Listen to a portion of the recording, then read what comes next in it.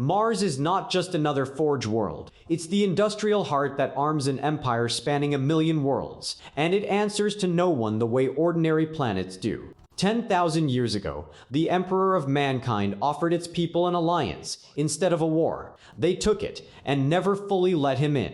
Vast quantities of steel leave this planet every year, carried on ships built by hands that have never once questioned the god they were built to serve. Billions of workers will spend their entire lives inside its forges, without ever seeing sunlight, and somewhere beneath all of it, something has been sealed away for 10,000 years, that even the Mechanicus itself is afraid to look at. So let's go layer by layer from the dead red surface, down through the forges, past the priesthood, and into the dark, underneath everything they've built. Layer 1, the dead world Mars, wasn't always a wasteland. Ancient records suggest it was once transformed into a living world, engineered, breathable, hospitable, then the sky turned against it. The Age of Strife tore through human space for millennia, and Mars was cut off completely. No fleets came, no supplies arrived. One by one, the systems keeping the planet alive failed, and many survivors retreated underground and put their trust in machines instead of gods. That decision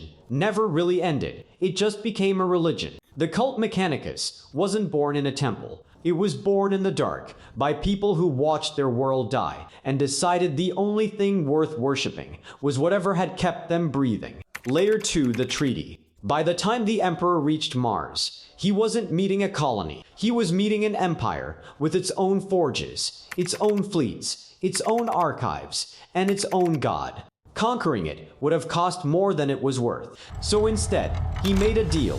Mars would retain its internal laws, its religion, and an extraordinary degree of self-rule under imperial sovereignty. In return, the Imperium would get every weapon, every warship, every gram of industrial capacity it needed to reconquer the galaxy. Kelbor Hal himself, the man who would one day betray that deal, described it as generous, an offer no rational leader could afford to refuse. That single agreement is why Mars still isn't run like the rest of the Imperium. It is the ancestral forge world, the one every other forge world in human space was built to imitate. Layer 3, the Ring of Iron. Look up before you look down. Wrapped around the Martian equator is the Ring of Iron, a vast chain of orbital shipyards and dry docks, so extensive it's counted among the largest constructions in the galaxy. This is where some of the Imperium's greatest warships are born.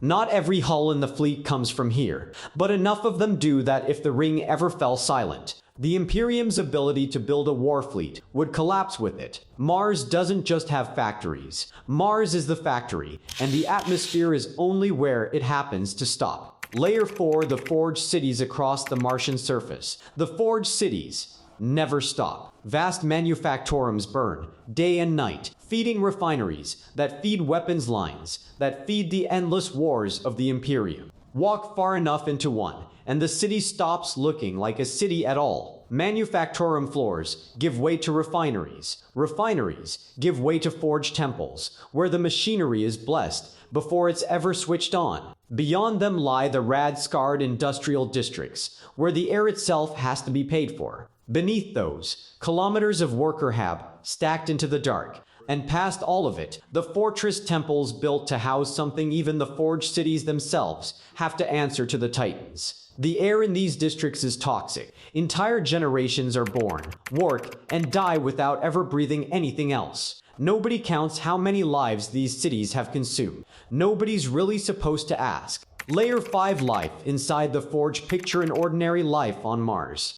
Born in a hab block stacked beneath the smoke, assigned to a labor caste before you're old enough to understand what that means. You will likely never see natural sunlight. You will work beside machines older than your entire bloodline, in districts where the air has a price. And you will die there, in the same forge, without ever learning how the wider Mechanicus actually works, because no one below the highest ranks is ever meant to see the whole machine at once. Not everyone inside it is the same kind of person, though. Menials are the ordinary laborers, largely unaugmented, low-status workers, the vast human floor the entire planet stands on. Above them are the servitors, men and women stripped of memory, will, and most of what made them human, their bodies fused permanently to machinery. They aren't only found at the bottom, either some serve inside the personal retinues of the Mechanicus' most powerful priests, a lifetime of service that was never really theirs to choose. Above them stand the Skitarii soldiers wired directly into their weapons, heavily augmented and conditioned to obey orders that ordinary soldiers might hesitate to follow. Above them, the tech priests and magi, the ones who actually understand what the menials beneath them are building. And standing apart from all of it, not above, but beside, are the Titans. God engines towering over the cities around them, crewed by pilots bonded to them through direct neural interface, so intense that some describe it as closer to a marriage than a military posting. Mars is home to one of the oldest Titan legions in the Imperium, the Legio Ignetum, the Fire Wasps. No clean pyramid holds Mars together. It's a web of institutions that all happen to answer, eventually, to the same red planet, and most of the people living inside that web will spend their entire lives never seeing past the wall of their own district. Layer 6, the Noosphere. Not every layer of Mars is built from metal. One of them is built from nothing but information. The Noosphere is the invisible network running underneath everything else, already described the medium through which tech priests trade data, access knowledge, and read entire systems the way anyone else might read a room. On Mars, the line between the physical city and this digital layer barely exists anymore. A priest doesn't just walk into a forge. Through the wires threaded into his own body, he becomes part of it. Most of the galaxy never even learns this layer exists. Layer 7, the rulers. At the very top of it all sits the Fabricator General of Mars, the planet's supreme political authority, and one of the few beings in the Imperium who traditionally holds a seat among the High Lords of Terra. But ruling the Mechanicus has never really meant commanding it. Beneath him, Archmagi and Forge Councils fight over research, doctrine, and how much forbidden technology is worth the risk of touching. He doesn't give orders so much as referee a war that never quite ends, and every Fabricator General before him has had to survive a court conducted entirely in binary cant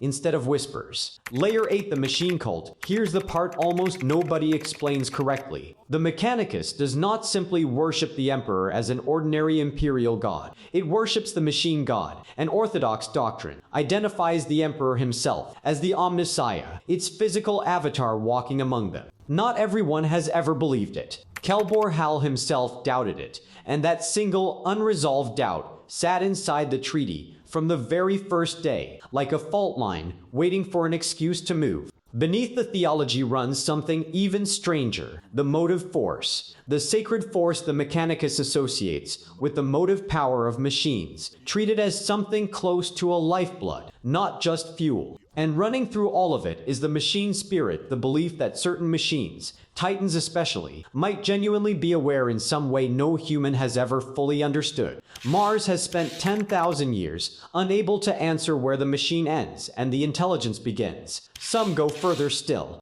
The Xenorites, a radical sect tied to Forge worlds like Styges VIII, believe even alien technology can honor the machine god. To everyone else, that belief sits one step from execution. Layer 9, the Forbidden Knowledge. This is the contradiction that defines Mars. A civilization that worships technology while living in permanent fear of what technology can become. Certain research isn't just discouraged. It's heresy. True artificial intelligence, above all else. The fear goes back to the Men of Iron, the Dark Age's own thinking machines, which turned on humanity so completely that abominable intelligence became one of the deepest crimes in Mechanicus law. Warp experimentation, forbidden genetic manipulation, and other dangerous fields can likewise cross the Mechanicus's boundaries of tech heresy technologies Mars is capable of building and refuses to touch. And behind all of it lies the reason any of this exists at all, the Dark Age of technology, an era so far beyond current human capability that what survives from it is treated as miracle before it's ever treated as machinery. Its greatest treasures are standard template construct systems designed to give human colonies access to technological patterns suited to their environment and available resources. Most surviving copies today are only fragments. Wars have been fought over less. Layer 10, the Schism. Mars has already learned exactly what happens when its own knowledge turns against it. During the Horus Heresy, the Fabricator General of Mars Kelberhal sided with the traitor War Master Horus. He went further than betrayal. He unsealed the vaults of Moravec, a repository the Emperor himself had ordered locked forever. What came out wasn't a weapon. It was scrap code, a corrupted, almost living digital plague that turned Martian systems against the people who built them. Factories built weapons and aimed them at their own operators. Titans opened fire on their own crews. Loyalists eventually contained it.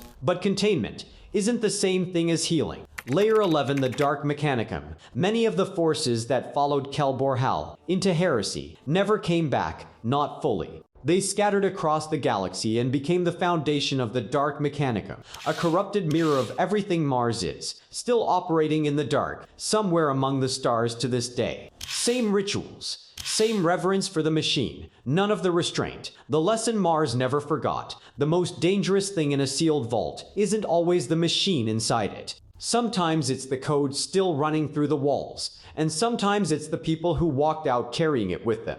Layer 12, the Noctis Labyrinth. Across the Martian surface lies the Noctis Labyrinth, not underground, but a maze of chasms and canyons so vast and disorienting that most of Mars simply leaves it alone. Long before anyone speaks of what's sealed far beneath it, they speak of the cult of the dragon, a secretive Mechanicus sect that never left, even after every other forge builder abandoned the region entirely. Layer 13, the buried depths. Past the chasms, past the abandoned Mechanicum outposts nobody bothers to reclaim, the ground itself starts to change. Tunnels that predate the forged cities above them, sealed chambers with no recorded purpose left on file, machinery that still runs, powered by something nobody currently alive installed. This is where Mars stops being explainable. Down here, records contradict each other, expeditions go quiet. And whatever sits at the bottom of it was already ancient, before the Mechanicus itself existed, sealed away by the Emperor himself, in an era the records can't even agree on. Some accounts place it before the Age of Strife, others place it during the earliest, most chaotic days of it. Either way, it was down here, first. Final, the Dragon of Mars. No one has ever confirmed what it actually is. Not the Fabricator General, not the Archmagi, not even the oldest archives on the planet. The strongest theory is that it's a shard of the Void Dragon, one of the Catan, the near-immortal star gods the Necrons themselves once served. If that's true, the entire cult Mechanicus has spent 10,000 years worshipping a machine god, while something that might be one of the ancient Citans sleeps directly beneath their capital. Nobody knows for certain what the Emperor knew when he sealed it there. Nobody knows why he chose to hide it beneath the one world that would one day worship a machine god in his name. And nobody, not even the Mechanicus itself, is entirely sure how much of that decision was ever meant to be shared with them. Strip away the ritual, the binary cant, and 10,000 years of dogma, and Mars is a planet that survived its own dead sky, negotiated substantial autonomy, under a threat it never had to say out loud, fought and lost a war against its own archives, and still doesn't know what's sleeping beneath its own capital. And somewhere in the middle of all that noise, people still live entire lives. They spend decades earning a single rank. They find meaning in a repaired circuit, a completed ritual, a fragment of knowledge, pulled back out of the dust, most of them never learning how much of what they worship is still unexplained. Every layer of Mars serves the same purpose, keeping the forge burning for one more day. So which layer of Mars would you have survived?